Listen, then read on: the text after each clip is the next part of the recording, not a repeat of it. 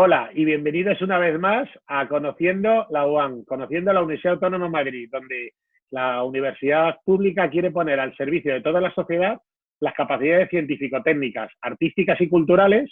que tienen los profesores e investigadores de toda la universidad. Hoy estamos con Pilar Benavente. Hola, Pilar. Hola, qué buenos días, buenas tardes ya, Fidel, ¿qué tal? ¿Cómo Pilar estás? Benavente es profesora de la Facultad de Derecho de la universidad y una experta en Derecho de Familia. Y hoy, Pilar, te queríamos contactar al hilo de, en estos tiempos del coronavirus que vivimos, si el famoso Real Decreto y los reales decretos que han salido del gobierno alrededor de donde se declara el estado de alarma, si hay algún aspecto vinculado al derecho de familia que deberíamos conocer en detalle. Bueno, vamos a ver, el Real Decreto, el primero, y luego no ha variado en este punto, no prevé específicamente nada para el tema directamente para el tema o cuestiones vinculadas con el derecho de familia. Lo que pasa es que, por un lado, sí se puede deducir consecuencias lógicas del Real Decreto que afectan al derecho de familia de manera esencial, y sí ha habido interpretaciones por parte bueno, pues por parte de los jueces. Ayer estuve asistiendo precisamente a una charla sobre esto por parte de una jueza de familia de Madrid. Digo que sí se puede o se ha intentado deducir determinadas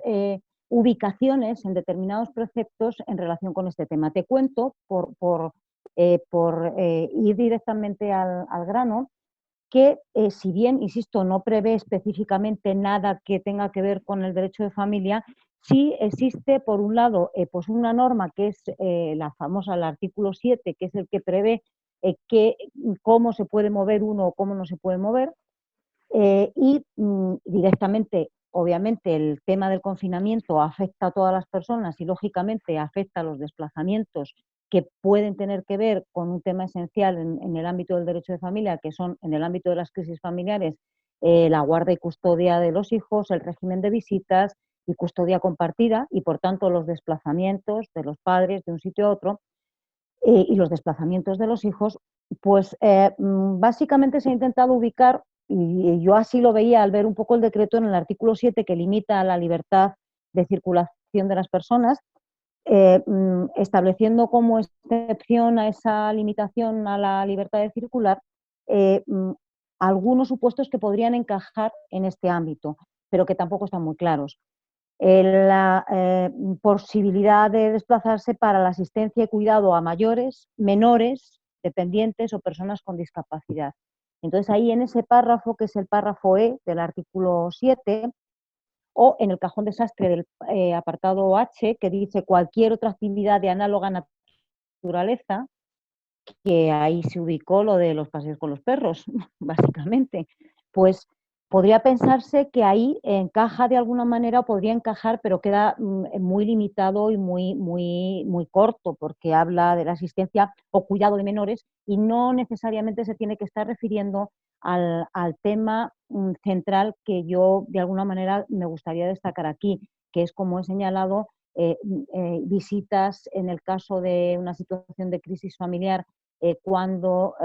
tiene la custodia uno de los progenitores, custodia compartida cuando los hijos conviven una parte del tiempo con los padres y otra parte con el padre o con el progenitora y otra con el progenitor B. Por hablar un poco en propiedad, no solamente tenemos padre y madre, sino progenitora y progenitor B. Y sobre todo porque, como apuntaba ayer la jueza que comentaba este tema, la entrada en vigor de este decreto se produce justo en un fin de semana, cuando posiblemente había muchos visitas establecidas o fines de semana donde el progenitor, que no es el que tiene la guarda de los hijos, tenía la posibilidad de estar con ellos. Entonces, es como si se hubiera parado el mundo en ese momento. Entonces, por un lado, el artículo 7 podría, de alguna forma, servir de punto de referencia, pero tampoco queda muy claro. Y luego, por otro lado, en la disposición adicional segunda, creo que es del Real Decreto, en su párrafo tercero, cuando habla de una materia procesal que no es de mi competencia, pero que sí me parece interesante por lo que luego te comentaré, habla de la paralización de los plazos procesales, de los procedimientos, con lo cual esto afecta directamente. Es decir, igual que la limitación a la libertad de circulación nos afecta al ciudadano a pie, pero afecta indirecta y directamente a aquel niño que se tiene que mover de una casa a otra, afecta también esta disposición adicional segunda que paraliza todos los plazos procesales, pero excepciona una serie de supuestos dentro de los que sí se hace referencia específica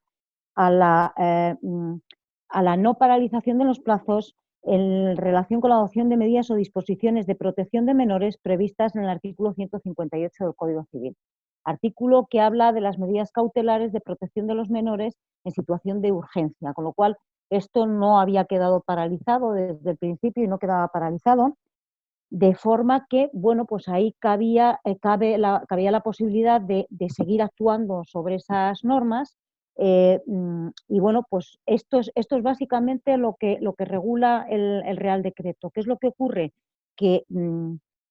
luego institucionalmente se ha tratado de interpretar los límites, igual que ha podido pasar en relación con otras materias, se ha tratado de interpretar, de ver cómo se salía adelante, de ver qué materias estaban tocadas, y de hecho yo creo que, bueno, pues supongo que me cuestionarás algo sobre el particular. De hecho, desde el Poder Judicial se ha puesto encima de la mesa algunas posibles modificaciones o algunas posibles vías de actuación en este punto. No sé si te respondo. Perfectamente. Yo, por ser concretos y porque la gente a la que va dirigida este tipo de vídeos y de podcasts es personas de la sociedad en general, ¿qué temas y qué materias en concreto, en ejemplos del día a día, afecta toda esta declaración del estado de alarma en el marco del derecho de familia? Bueno, pues mira, yo te diría, no porque lo diga el decreto, sino porque es consecuencia del decreto y es consecuencia del estado de alarma y consecuencia de los efectos del estado de alarma. Yo lo separaría en dos bloques. Uno que tiene que ver con las consecuencias derivadas del confinamiento y de la limitación a la libertad de movimiento, y otro bloque que tiene que ver con las consecuencias de los efectos directos de tener que estar en casa, de los despidos, de los cierres de las empresas y de las actividades laborales. Obviamente, los que derivan de esta segunda cuestión realmente ni siquiera tenían que estar previstos en el decreto, porque son consecuencias directas bueno, qué es lo que pasa cuando alguien deja de trabajar y no percibe salario o se queda en el paro. Centrándome en la primera cuestión, es decir, los efectos directos del confinamiento. Algo he apuntado cuando he iniciado esta conversación. ¿Por qué? Pues porque si tenemos que estar confinados en casa, no solamente tenemos que estar confinados los mayores, los adultos, los mayores de edad, los ancianos, en función específica de la situación de cada persona, si eres población de riesgo o no eres población de riesgo, porque teóricamente los niños, los menores, hasta el momento en que se ha definido esta cuestión, son población de riesgo en cuanto que pueden contaminar, y no voy a adjudicarme el máster que se está repartiendo ahora mismo en especialista en estas cosas. Lo soy de derecho y prefiero quedarme ahí, pero ciertamente se está diciendo que los niños no son afectados, pueden ser afectados directamente, pero no es población de riesgo como los mayores o como las embarazadas o como las personas con una enfermedad autoinmune o inmunodeprimidas, pero sí pueden ser transmisores de la enfermedad. En definitiva, son población que tiene que estar confinada. Y por su lado, sus padres también tienen que estar confinados, con lo cual, ¿qué consecuencia produce directamente esto? Pues ya lo he apuntado antes, derivados del confinamiento, las consecuencias en cuanto al ejercicio de la patria potestad. La patria potestad en nuestro derecho es una patria potestad compartida, incluso aunque se está se produzca una situación de crisis familiar. Lo que ocurre es que, bueno, pues el ejercicio se reparte o se comparte dependiendo de si hay una custodia compartida o una custodia exclusiva o individual. En esa medida, ¿a qué afecta directamente? Pues afecta al régimen de custodia de los hijos, afecta al régimen de visitas de los hijos y afecta a la custodia compartida, evidentemente. En ese aspecto, ¿qué es lo que ocurre? Pues lo que ocurre es que, lógicamente, en el momento en que se produce el parón de la posibilidad de movimiento, aquellos críos que estuvieran en casa de la madre, en casa del padre o en casa del progenitor A o el progenitor B, con la necesidad de desplazarse a la otra casa porque estaban en un régimen de visitas determinado, pues ¿qué solución había que darse? Ahí no ha habido una unanimidad en cuanto al criterio, pero el criterio fundamental para esto es actuar en interés superior del menor, que es lo que dice el artículo 2 de la Ley Orgánica de Protección Jurídica del Menor. ¿Dónde está el interés del menor? Pues en este caso, obviamente, en la salud, o sea, no está ni tanto en el padre ni tanto en la madre, pero ha habido un cierto debate entre las instituciones reguladoras o que protegen a los menores en relación con la solución a adoptar en este punto. Si el hijo tendría que estar en el domicilio donde estaba en el momento en que se dio el pistoletazo de salida, si habría que analizar en qué circunstancias están mejor, porque bueno, pues posiblemente está pasando el fin de semana con uno de los progenitores, pero podrían plantearse dificultades para seguir en ese domicilio en el supuesto, en la hipótesis de que ese progenitor tuviera que seguir saliendo a trabajar o estuviera o perteneciera a un grupo de riesgo. De manera que posiblemente aquí la cuestión era resolver caso a caso, pero hay un tema bastante interesante que lo plantea y que lo resuelve, o que lo propone en un documento, en uno de los documentos que el Consejo General del Poder Judicial ha puesto en circulación, ha presentado como documento de trabajo sobre las medidas destinadas a colectivos especialmente vulnerables como plan de choque por parte de la Administración de Justicia. Y habla, dentro de estos colectivos vulnerables, de los colectivos vulnerables por razón de edad, obviamente los menores, por razón de género, no me compete en este momento hablar de este tema, por razón de discapacidad o por razón de situación socioeconómica y demás. Dentro de los colectivos vulnerables por razón de edad, obviamente se refiere a los menores y hay un par de medidas que resultan interesantes en cuanto al planteamiento, como son, por un lado, la de la propuesta de modificación de determinados preceptos del Código Civil, el 158 y el 156, que se refieren a estas actuaciones en situación de urgencia en relación con los menores o a la forma del ejercicio de la patria potestad, y una que a mí me ha resultado chocantísima e impracticable, según indicaba ayer la jueza de familia, pero que es una medida muy curiosa, esperad que la localice, que tiene que ver con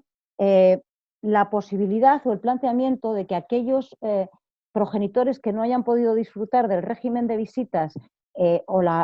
asistencia a sus hijos en todo el periodo que dure el confinamiento, habla de regularizar los periodos no disfrutados por los progenitores del régimen de visitas o estancias por restricción de movimiento y en casos de custodia compartida en casos de discrepancia. Bueno, esta medida básicamente e impracticable como se plantea o como se ha apuntado, lo que plantea o lo que pone encima de la mesa es la posibilidad, como si estuviéramos en créditos compensables entre deudor y acreedor, lo que plantea es compensar, cual si crédito fuera patrimonial, compensar el tiempo que no ha disfrutado un progenitor con el hijo, compensarlo posteriormente. Para luego, acto seguido, curiosamente, introducir otra memoria, norma, digamos, otra propuesta, otra plan de choque o norma de plan de choque en relación con los puntos de encuentro familiar. Se sabe que aquellas parejas que, obviamente porque hay un conflicto, porque hay un problema de incompatibilidad, un conflicto entre los progenitores, bueno, se utiliza como medio de conexión en los puntos de encuentro, que son los puntos de entrega de los menores en estas situaciones. Pues claro, primera medida, compensaremos en el futuro o planteamos que se compensen en el futuro los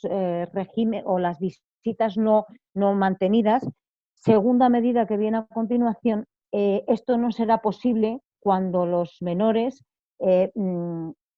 se comuniquen con sus progenitores a través de los puntos de encuentro, fundamentalmente porque va a ser impracticable,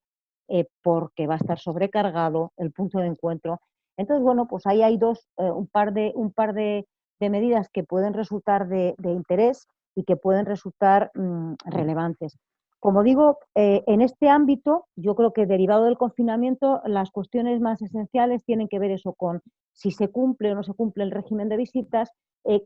cómo se puede solventar esto, quién se queda con los hijos durante el tiempo del confinamiento, porque obviamente sobre esto sí se está o sí se ha planteado el resolver el caso a caso, porque obviamente si un progenitor no devuelve al hijo en el momento que al instante tiene la demanda planteada. Pues sí. la verdad es que, Pilar, muy interesante, porque yo creo que los padres que estén justamente en esta situación o otros familiares que les interese